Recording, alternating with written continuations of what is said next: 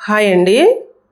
ఈరోజు వీడియోలో 15 నిమిషాల్లోనే అయిపోయే బ్యాచిలర్స్ కూడా చేసుకోగలిగే బంగాళదుంప ఫ్రై చేసుకుందాము. దీనికి నేను పెద్ద సైజు ఆలులు 2 తీసుకుని తొక్క తీసేసి సన్నగా తరిగి శుభ్రంగా కడిగేసి పక్కన పెట్టుకున్నాను. తర్వాత పొయ్యి మీద పేనం పెట్టి పేనం వేడైన తర్వాత 2 స్పూన్ల ఆయిల్ వేయాలి. ఆయిల్ వేడెక్కిన తర్వాత ఒక పావు టీ స్పూన్ ఆవాలు, పావు టీ స్పూన్ మినపప్పు, పావు టీ స్పూన్ జీలకర్ర, ఒక స్పూన్ పచ్చెనపప్పు, కొంచెం కరివేపాకు, చిటికెడు పసుపు అయితే వేసి ఒకసారి కలిపిన తర్వాత మనకు సిద్ధం చేసుకున్న ఆలు అయితే వేయాలి.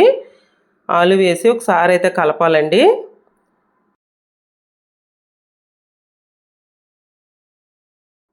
ఇదిగోండి ఈ విధంగా కలిపిన తర్వాత నాన్ స్టిక్ ప్యాన్లో చేసుకుంటే ఇది బాగుంటుందండి. ఎందుకంటే మనం పలసగున్న ప్యాన్లో చేసినా వేరే ఇంకో దాంట్లో చేసినా కొంచెం మెత్తగా అయిపోద్దండి.